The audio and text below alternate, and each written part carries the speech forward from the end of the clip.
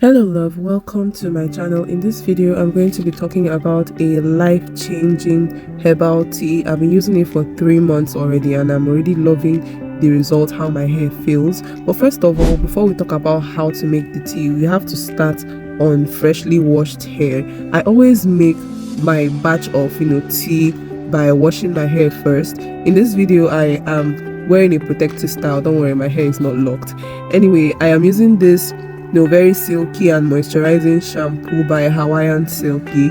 I really love this shampoo, by the way. It's very pretty. Its scent is mild and nice. I don't know, it's just okay. It's not too harsh and everything. So you have to start on freshly washed and conditioned hair before you use the tea to just help it penetrate better. Do you understand? So I'll just give you the benefits of this tea while I'm washing my hair. If you don't know how to wash your hair in a protective style, you can already be watching what I'm doing and then be benefiting from that too.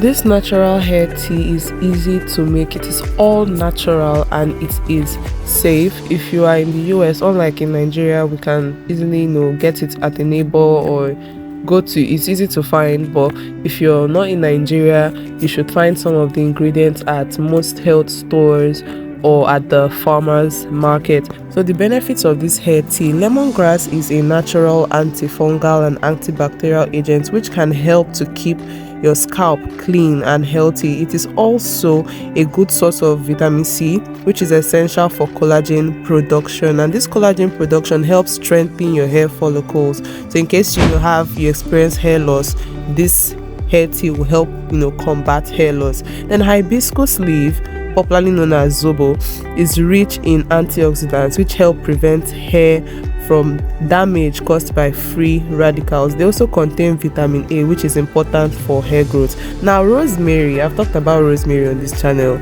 Rosemary is like the king, the baba, because it stimulates blood flow, and that's very, very important for hair growth. Cloves is also popular on YouTube. We've used cloves for hair growth. It suits itchy scalp and it stimulates hair growth. So you see why I said that this hair tea is like life-changing, because if you incorporate this hair tea into your routine, which I'm going to be showing you how to do, if you incorporate it into your routine, all the hair problems you have, itchy scalp, hair loss, all of these things will be things of the past. It is really packed. So with that, let us get into how to make the tea.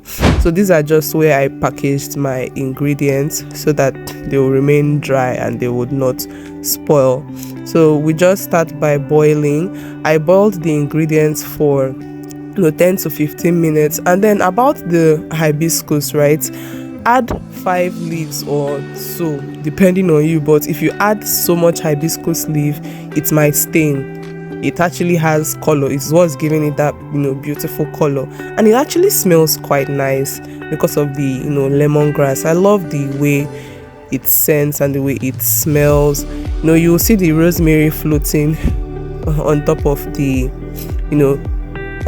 mixture, on top of the tea. So after leaving the mixture for 12 hours, I actually kept it in a dark place. I actually sieved it. You have to make sure to sieve it to remove the all the particles, because if they enter your spray bottle, the bottle may no longer be spraying or working properly. So there are various ways that you can use this hair tea. Like in this video, I'm using it as a moisturizer. You spray it instead of water, then you apply your oil and your cream. I also use it or spray it on my hair when I'm trying to damp my hair for the tangling. I mean, why use water if you can use a hair tea? I learned that from Natural Black Girly. Gives you more benefits. Then also you can use it as a hair rinse, but I don't use it as a hair rinse. Long day, wash day is already long enough. I'm even calling it long day. If you want to use it as a hair rinse, after you've washed and conditioned your hair, and you make sure to coat your hair strands with the hair tea, leave your hair for 15 to 20 minutes, and then you rinse off. Then you can also use it to do a growth challenge, because it actually has a lot of growth packed ingredients and all of that. Cloves, there's rosemary, like I spoke about rosemary in one of my previous videos. on how it is scientifically proven to grow hair. So you can use it like back to back to back, maybe for like 7 days or for like 3 days or for like 2 weeks, and check your results. But for me, I prefer doing it on a long-term basis. I want to use it in my hair like as a kind of alternative for water when it comes to moisturizing my hair. That way I would see longer benefits from it. By the way, if you didn't know, if you're new here, welcome. My name is Mary, Okeke Mary.